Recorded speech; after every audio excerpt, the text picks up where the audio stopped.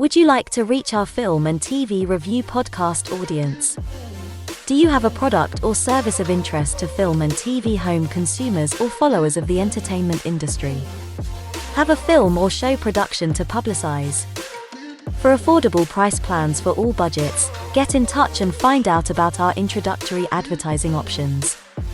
Reach our audience of film and TV viewers and visit our site contact page at filmandtvreview.com, or you can email us at business@filmandtvreview.com. Reach out today.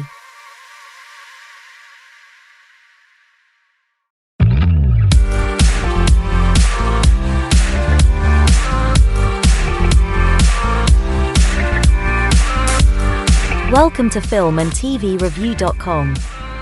Catch the latest film, TV and streamed show reviews every week.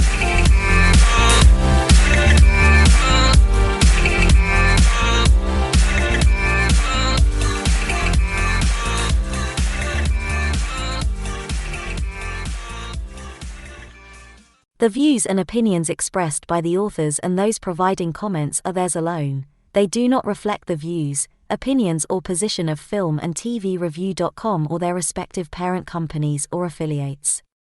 Filmandtvreview.com makes no representations as to accuracy, completeness, correctness, suitability, or validity of any information in this program and is for entertainment purposes only. Episodes may contain adult humor and language.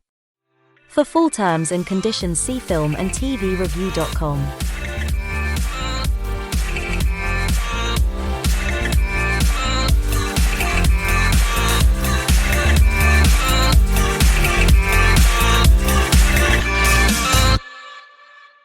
In this documentary film and TV review interview special, Akilla's Escape star and filmmaker Saul Williams talks to Andrina George about the movie after its recent UK release. Saul Williams talks about his role in this urban crime noir drama tackling gang culture, boy soldiers, and the cycle of crime through the generations.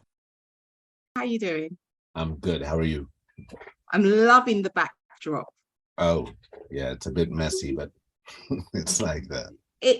It's just nice and chilled, which I like. So that's good. It's a great film. Really enjoyed watching it, and thank you for taking part in this today. Really appreciate it. No problem. Can you tell me about what drew you to starring in the film? Well, yeah, sure. What drew me was first my relationship with the director, with Charles Officer. I met Charles at the Toronto Film Festival in 1998 when I was there with my film Slam, my first film Slam, and so we were both, young artists, filmmakers, Black, who were like, yo, and he was living in Toronto, and he became one of my Toronto buddies. So anytime I was there, I was kicking it with him, and what are you working on, and it was also always an interesting connection for me because it's not. I didn't have a lot of friends that were directors, I have friends that are musicians, what have you, but he's a director. So it was always interesting for me to communicate with him about what was going on because it was the other side of the camera, And so over the years, we always stayed in contact. If he was anywhere near where I was or vice versa, we saw each other, we broke bread, building on what we were doing and what have you. And so, he's someone that I count as a friend. And someone that I really like, that I think is a charming and sincere, thoughtful person, and whose work always reflects that, So I'm familiar with his previous work, and his work has always reflected his character. So, and he told me back then, yo, I'm gonna write something for us to do together. And, you hear that and you're like, yeah, okay. But when the script finally came through, I was first off excited for him, because he had, found the project, the funding, the whole nine, and it's really going to happen. And then excited that he had followed through on his word. But I guess you could say it's expected of him if you know him, because that he is the type of person that follows through on his word, but that he came back and said, okay, it's been 15 or 20 years, but that project I said we were going to do, this is it. and so I was excited to read it. I was committed to it before I even read it, though, because it was Charles, you know. So I came to it as you come to something with a friend, you know. But to my surprise, I was also very moved by the writing and by the story, and was honored to be asked, you know, to participate. Oh, that sounds amazing. It's really great when somebody has, you know, good character. It's Yeah, very important. it is. Um, would you say that the central story of the film is about a father and son relationship, whether that's kind of biological or not? Um, yeah, I think it's exactly that. You know, many sides of that, right? Because on one hand, you have Akilla, who is very much has made a decision that he will not become his father, right? Um, and then he's put in a position of kind of challenging himself to the question of, well, what kind of father would you be to a young person who you see needs your input, needs your help, you know? Which he could have easily dismissed. But instead he decided to reluctantly step into the picture, you know? And so yeah, it's very much about that. And I think it's a pertinent question, especially because I, for one, acknowledge that there is a crisis within the prevailing idea of masculinity. And that needs to be approached internally as well, you know, like that men need to challenge themselves beyond, you know, these notions of what is strength, what is hard, what is cool, what is gangster, what is all of this shit. And there's definitely a lot of people would say toxicity, but I'm trying to avoid the word. There's definitely a lot of men who are responding very defensively to that, and in doing so perpetuating these patriarchal stereotypes that don't allow any questioning, that don't allow themselves to be challenged or to look at themselves and to realize the importance of adapting, the importance of vulnerability, the importance of shifting, you know, how they see themselves in the world, and of shifting the sort of privilege with which they walk through it. So, and these are things that, especially when we talk about the father-son relationship, if the father hasn't done the work, how can we expect the son? Right? And of course, when you think of, you know, the LGBTQIA community and what have you, we know that oftentimes also sons have to push the fathers to do the work, to accept them as themselves, and to push them beyond the sort of, you know, short-sighted perspectives that are held and maintained through every aspect of society, be it religion, be it education, be it societal programming or systemic, you know, relationships to any industry or what have you. Yeah, I mean, I believe that you know, this idea of patriarchy has to be dismantled, actually, you know, and so yes, the father-son relationship has to be challenged. What does that mean? What does, you know? So I think that the character that Charles created within the context of a crime thriller is subtly interesting. How did you prepare for the role of Akilla? Reading and thinking, a little bit of exercising. I mean, and the barest, and a lot of music. Usually if I'm preparing for something, maybe the first thing that I'll do, aside from reading the script 100 times, is start concocting a playlist, music that either I think belongs to the character's world. Yeah, music that I think belongs to the character's world or that might inspire a world. So there's that. There's physical training involved as well to kind of get out of the lackadaisical Saulness of myself, so pushing myself to step out of myself some, and that can be done through like physical training and what have you, and buff out a little bit,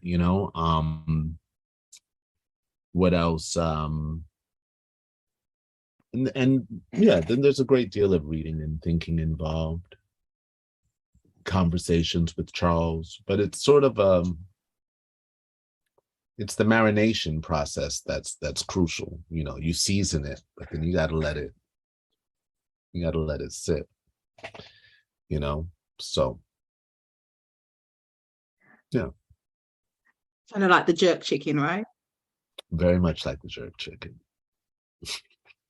Okay, so the music really stood out for me. So did your music background and upbringing inform your creative expression as an actor? Yeah. I mean, it definitely did. Because when you listen, music has so much character within it,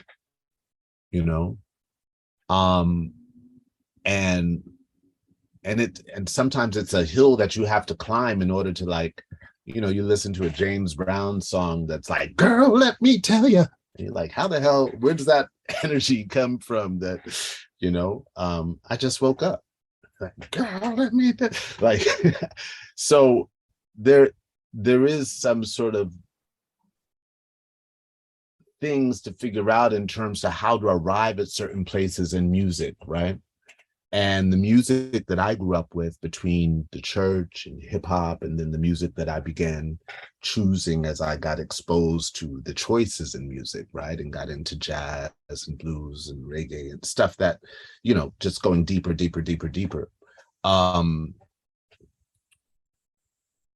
Yeah, I think it definitely informs my character as an artist. And I think the more experience you have as an individual, as a person, all of that informs your positioning as an actor, right? The more that you live through, because that's really what the acting thing is that, you think of something like a breakup, once you, like, it's one thing to be a kid being like, I will never, blah, blah, blah, blah, blah. When you live through an actual breakup, when you live through whether being cheated on or cheating, when you live through parenting, when you live through childbirth, there's things that, getting robbed, getting jumped, any of these things, having a gun held to your face. When you live through these things, as an actor, I've always taken note, like, I remember when my dad died, for example, and the insurmountable grief that I felt. And I also remember a moment within that grief going, so this is that. Which is kind of like a bookmark that I left for any acting thing that was gonna, so because you can try your best to imagine what it's like the types of roles that you're given as a teenager playing in a Shakespeare play, and you're Mark Antony, but you have never lived through no war. You haven't seen your best friend killed. You haven't, but as time progresses, you begin to really appreciate the emotional journey. And so music is a part of that emotional journey. So yes, music has influenced my relationship to acting, but so has living. What was it like working on the soundtrack and kind of reconnecting with Massive Attack?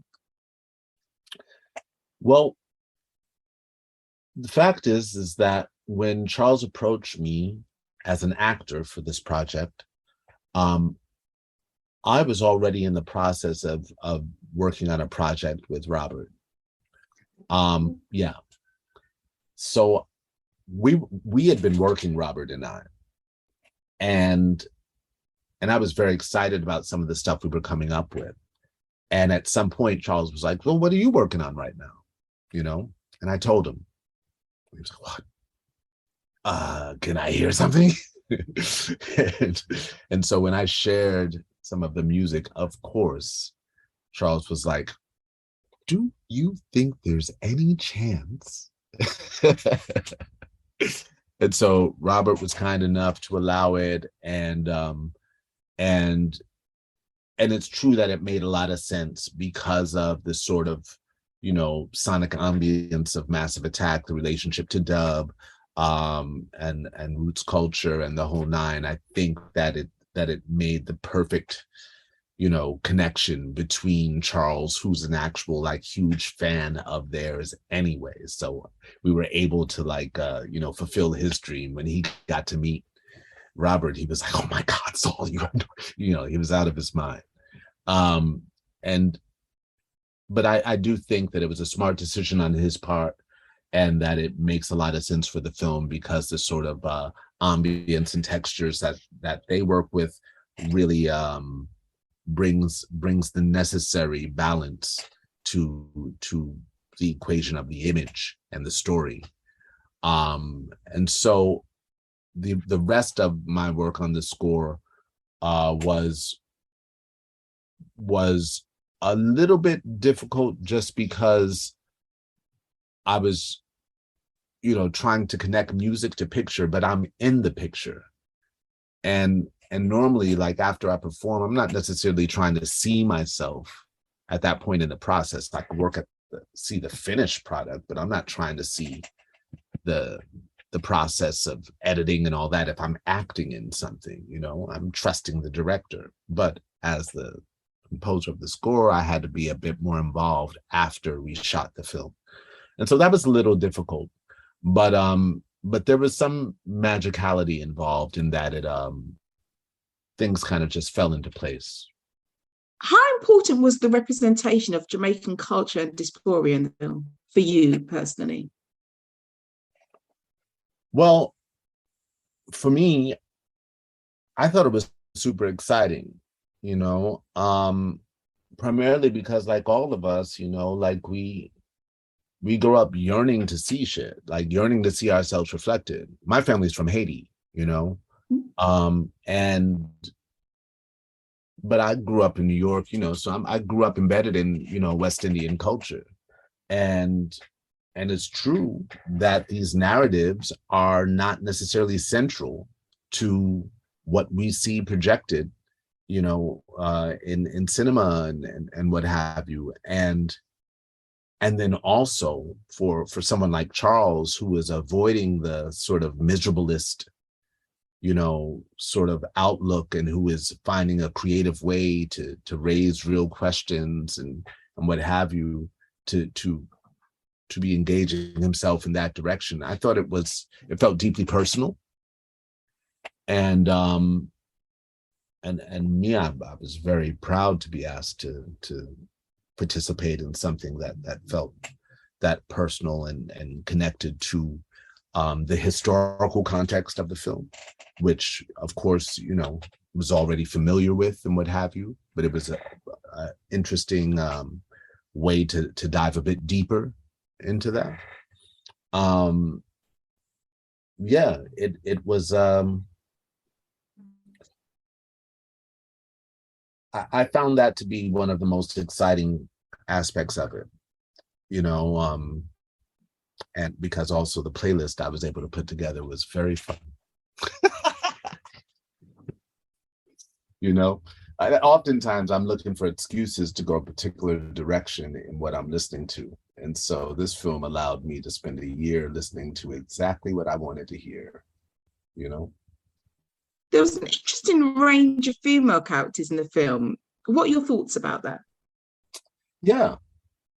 Well, I think that corresponds with this question of what Charles is approaching in his storytelling and the sort of people that he wants to portray, right? When I think of that there's the Greek, right? And the sort of power that she has. There's Donisha and what she carries and fights and aims to protect. I think that obviously from a male perspective, that it's an honest attempt to give to shed some balanced light on society as we experience it, because I mean, the strength that we know in our communities and in our lives is often not projected once again, and that's primarily because of who's behind the camera and who's writing the script, and the fact that they're not raising these questions and don't realize that we see their gaze, we see where their camera is angled and what it's focused on and the stories they want to project and the whole nine. Yeah, there has to be shifts. And of course we have to shift away from it. This is, you think of the idea of like the man as protector and all that, but this is someone that is unable to protect. And so you think of future projections and like I've heard Charles say, like, how do we break these generational cycles, but also how do we break these cycles of the relationships that we hold dear and also the relationships that we have to ourselves, our loved ones, and what we hold dear in society and why, and whether that serves us or not. Yeah, I think he does an interesting job. Yeah, I agree. In relation to that, would you say that the film is about redemption or breaking the cycle? Which one would you say it more closely relates to? Interesting. I guess it's about breaking the cycle. That's what I would say. More so than redemption. I think the redemption is interior, and we don't necessarily get to experience what we want to. And finally, what's next for you? Well, after this, the film that I co-directed with my wife, Neptune Frost, will be released theatrically in the UK, starting on November 4th. And so that's the next thing that the UK will get from me is a science fiction musical that we directed in Rwanda with a completely Rwandan and Burundian cast and crew. And it's a musical, so I did the music and co-directed it with Anisia Uziman, who also was the cinematographer. And so yeah, that's what's next. Okay, that sounds amazing. I love a good sci-fi and I love musicals, so that's even better. Okay, well, thank you so much. I've so enjoyed speaking to you and I've learned quite a bit, so that's fantastic. Really enjoyed watching it, and thank you for taking part in this today. Really appreciate it. No problem. We hope you enjoyed this film and TVreview.com episode. Catch the latest film and TV reviews, together with regular episode content from the world of film and TV every week. See you soon. Would you like to reach our film and TV review podcast audience? Do you have a product or service of interest to film and TV home consumers or followers of the entertainment industry? Have a film or show production to publicize? For affordable price plans for all budgets, get in touch and find out about our introductory advertising options.